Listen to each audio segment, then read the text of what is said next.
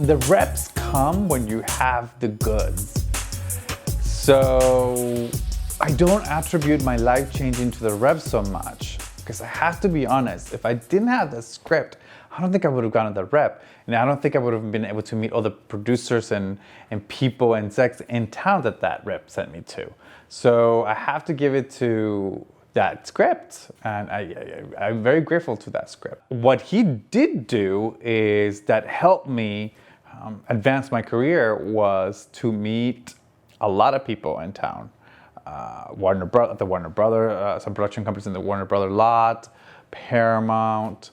Having a manager really was essential in getting to know how general meetings work, how meeting several production companies and what they want, and just basically building your own network. You start building your own relationships.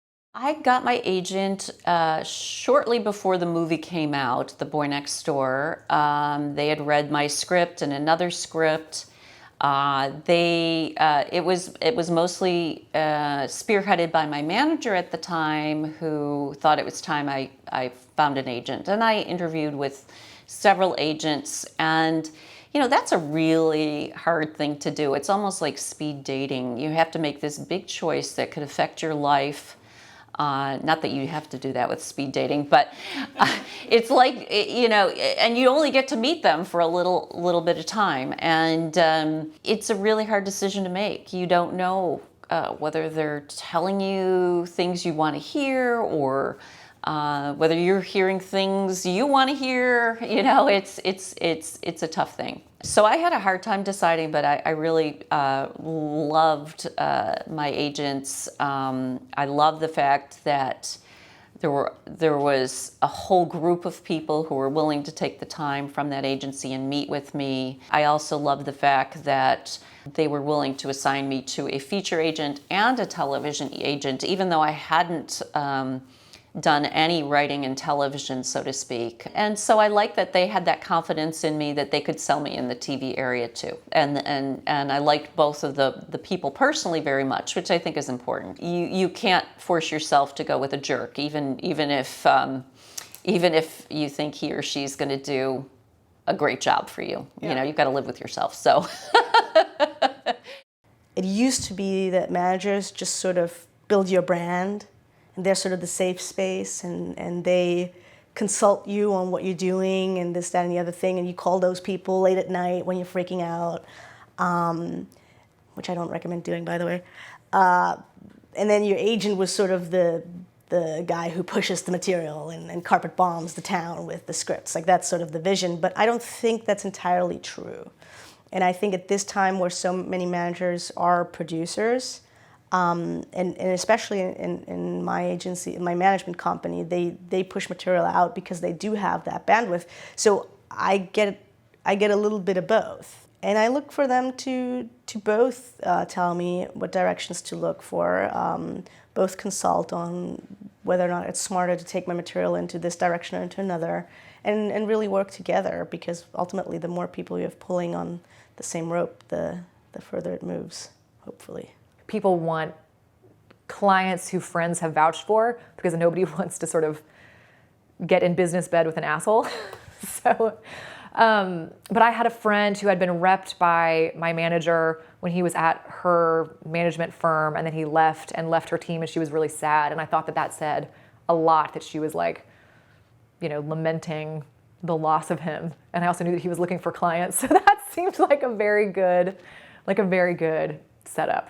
And for me, wanting a manager was really about creative direction and strategy.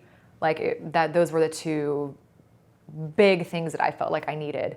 Where we've found that our reps have been incredibly valuable is, well, it's a couple of things. I mean, they certainly send us material and set up meetings for us, and a lot of the projects that we have, a lot of the relationships that we've formed have started through the meetings that they set for us.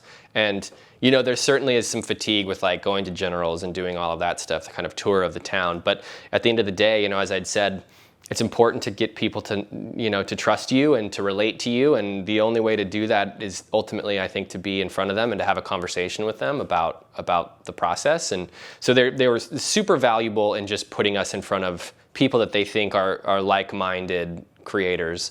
There's also a lot of value in having people on your team who can have difficult conversations. I think to a certain extent, especially being guys that have come from an ultra low budget space, we sometimes aren't totally aware of when we're maybe being taken advantage of, when the resources that we bring to a project are maybe not being respected in the way that they can.